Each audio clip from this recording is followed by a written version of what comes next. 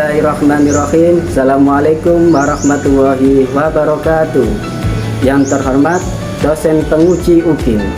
Perkenalkan, nama saya Muhammad Zainullah, mahasiswa PPG dalam jabatan tahun 2025 batch 1 di UIN Mahmud Yunus Batu Sangkar, Sumatera Barat, dengan nomor induk mahasiswa 24601010299. Saya adalah guru akidah akhlak di MTS Al-Islah Sidoayam Beji, Kabupaten Pasuruan, Provinsi Jawa Timur.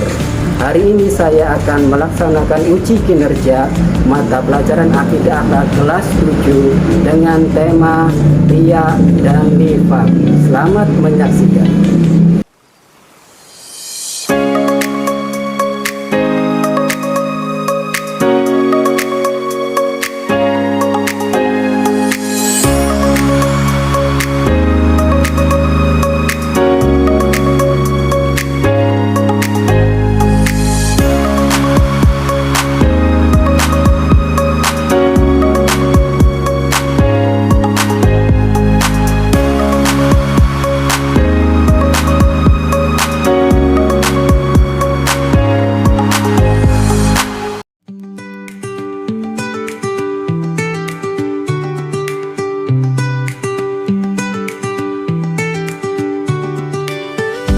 Bismillahirrahmanirrahim. Assalamualaikum warahmatullahi wabarakatuh. Waalaikumsalam warahmatullahi wabarakatuh.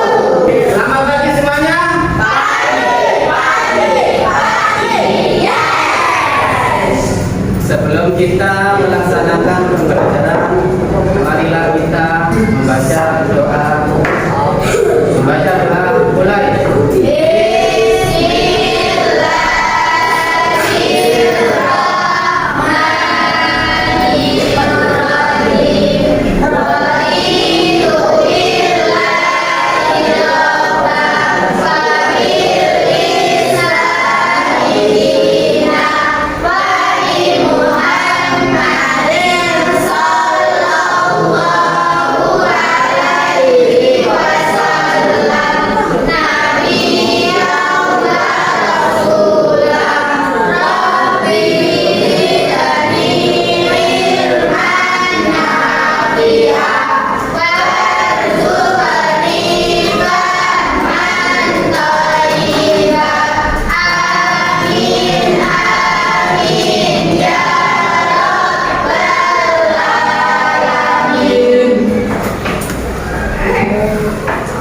Apakah hari ini masuk semua? Saya sudah masuk. Kali itu saya absen dulu. Kamil hadir? Hadir. Sarif hadir.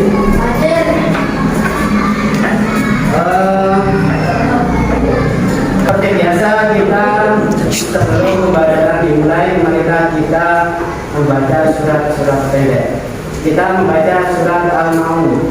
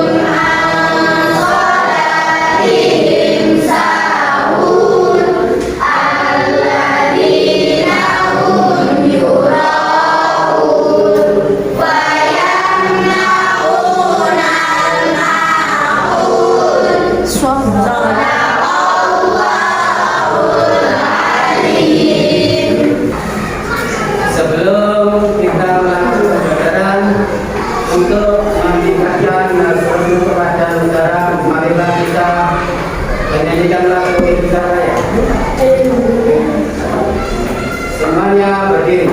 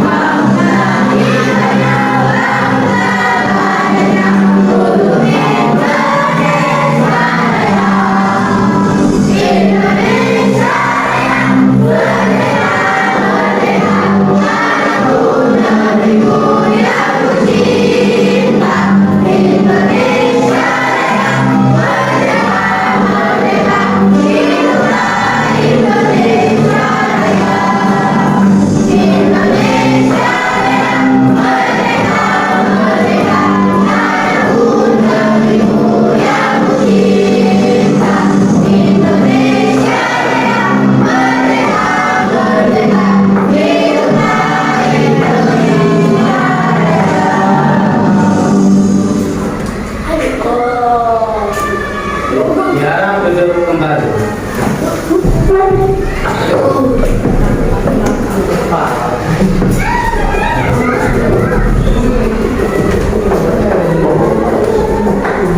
Baik, sekarang kita akan membahas tentang akhlak tercela, yaitu akhlak tercela yaitu riya dan nifaq. Akhlak yaitu akhlak dibagi menjadi dua, apa saja? Riya dan nifaq. Akhlak dibagi menjadi dua, ada akhlak terpuji dan akhlak tercela. Untuk akhlak terpuji sudah dibahas pada semester kemarin ya. Sekarang akhlak tercela yaitu riya dan nifaq. Apa itu riya dan nifaq? Ada yang tahu?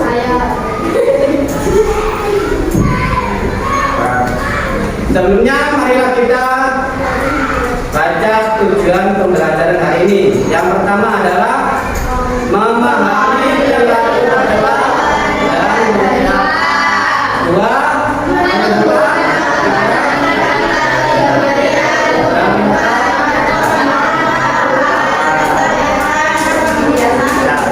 yang ketiga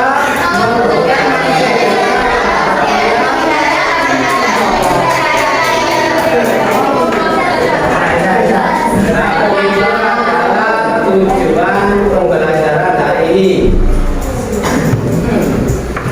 Pengertian riya adalah yaitu riya menurut bahasa artinya melihat atau memperlihatkan dan memamerkan. Kalau bahasa sederhananya adalah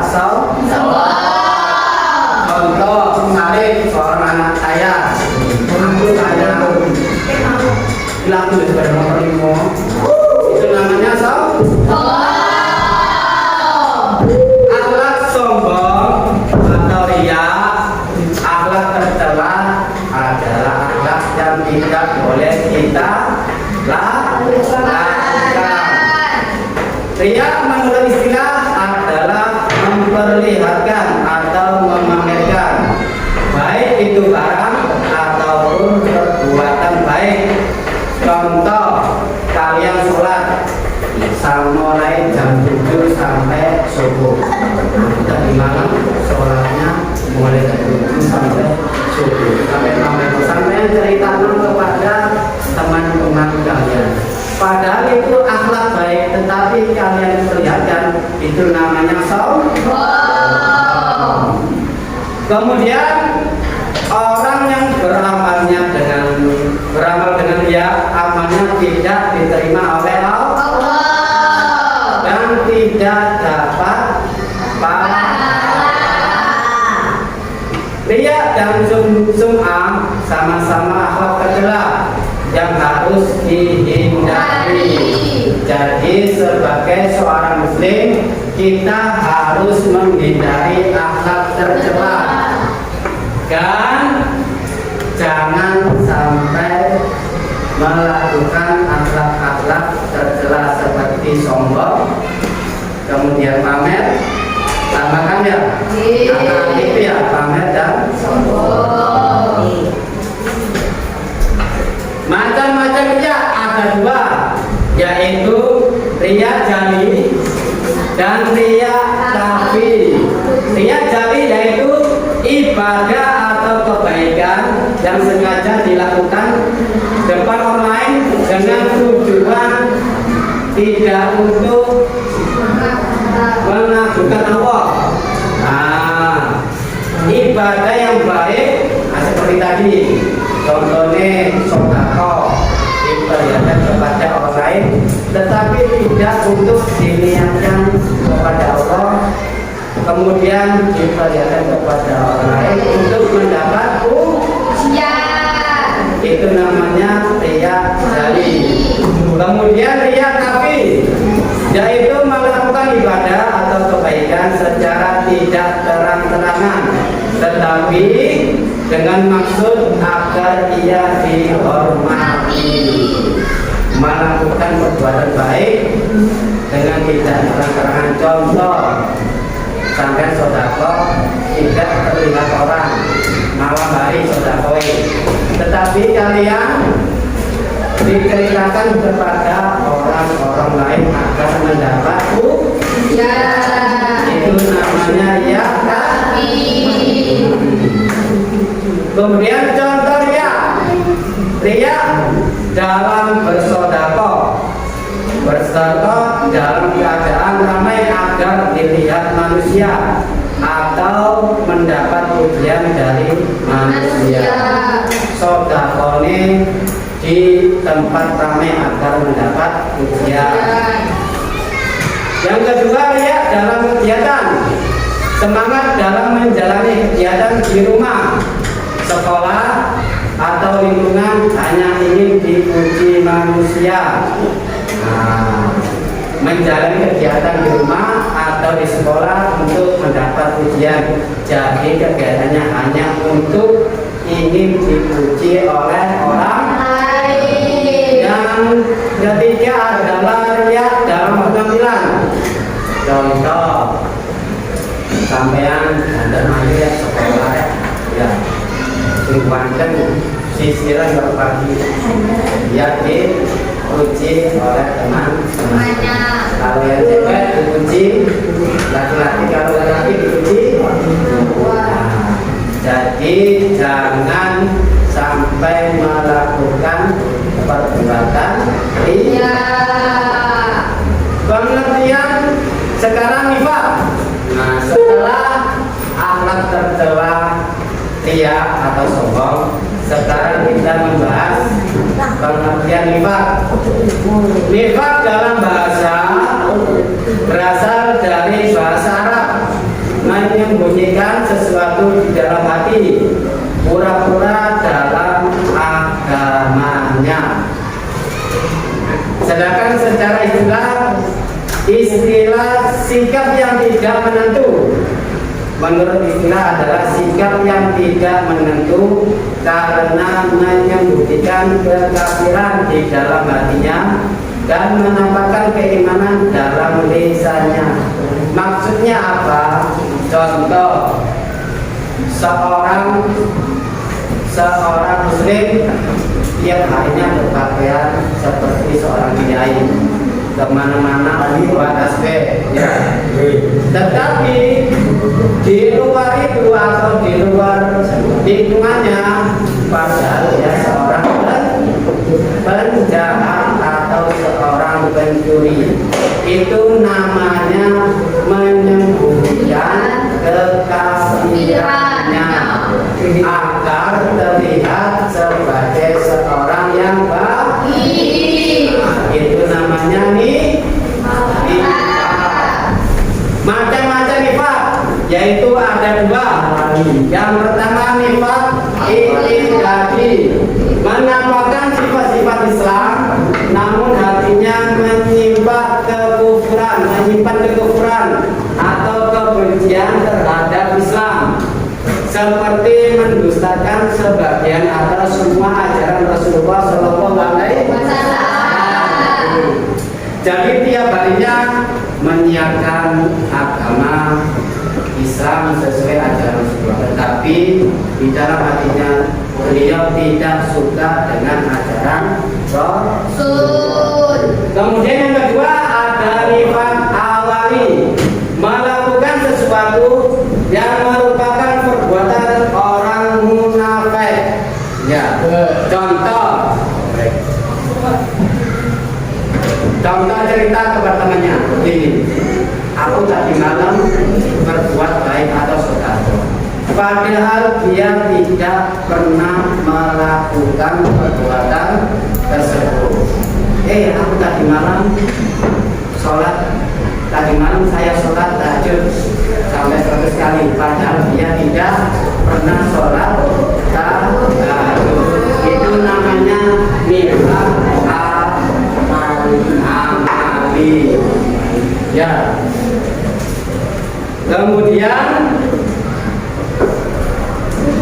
contoh nifaq. Ini contohnya nifaq. Pak Sulaiman merupakan orang yang sangat dihormati. Hanya saja setiap kali Pak Salman berbicara kadang suka berdusta dan tidak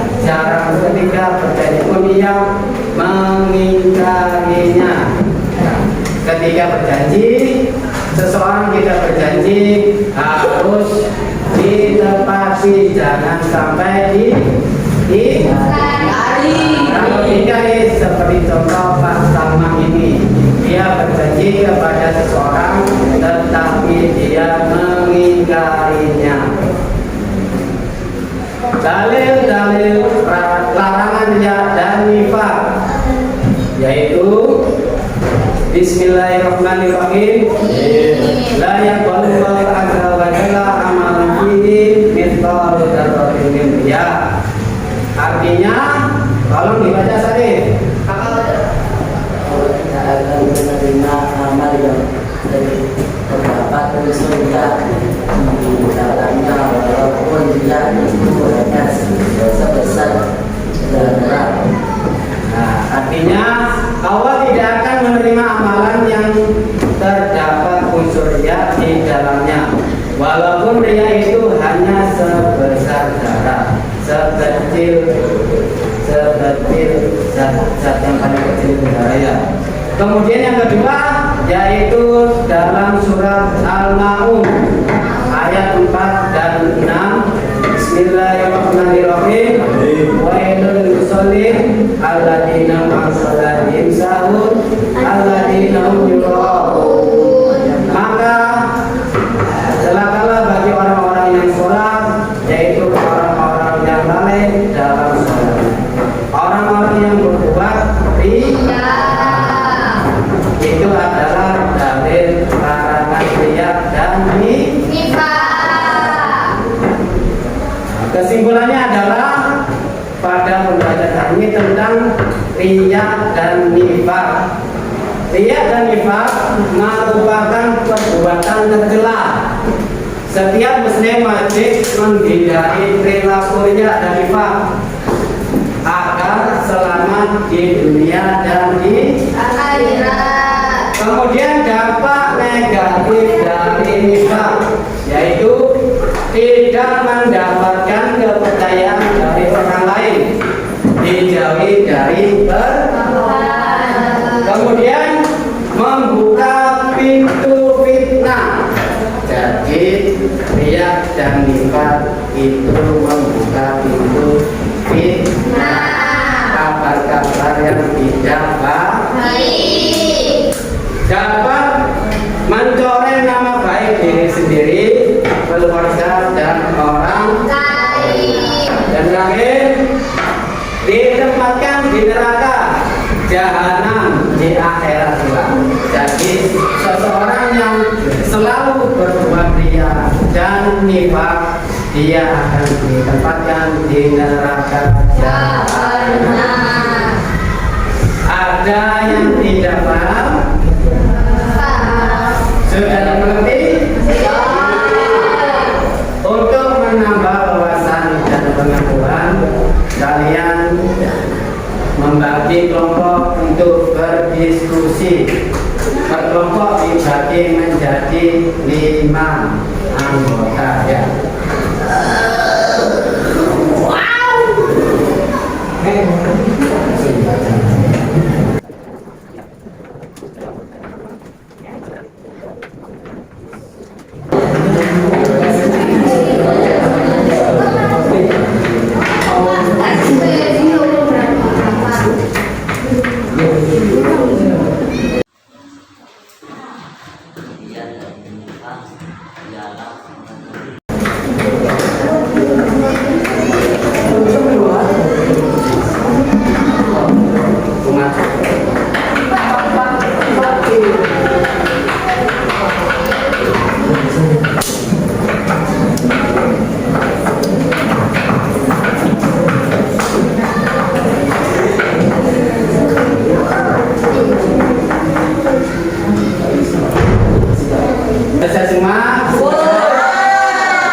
Sekarang kita presentasi untuk kelompok nomor 1.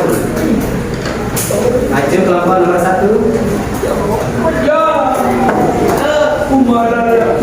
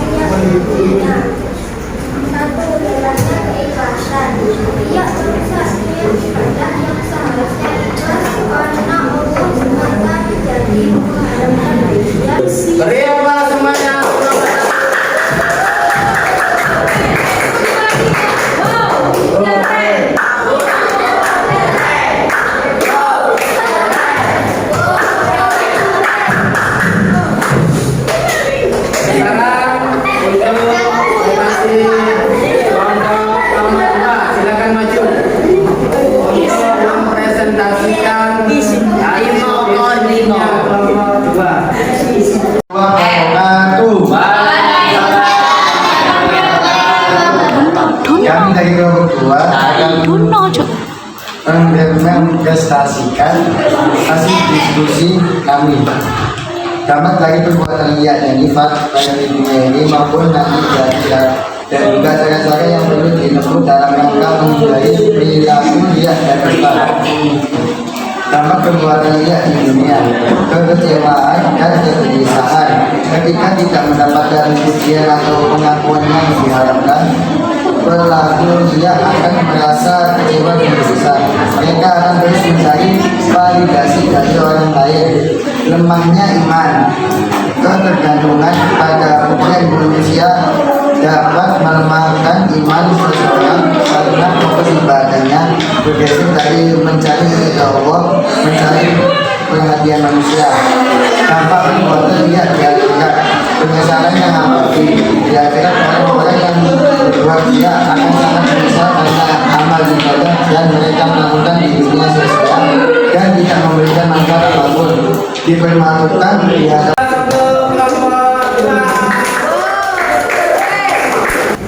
Kesimpulannya adalah bahwasanya akhlak tercela ria dan nifak harus kita jauh-jauhi, jangan sampai kita lakukan.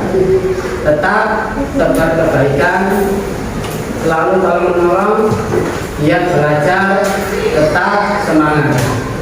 Sebelum kita akhiri, marilah kita membaca surah Al-Fatihah agar pembelajaran kali ini bermanfaat bagi kita semua. Al-Fatihah.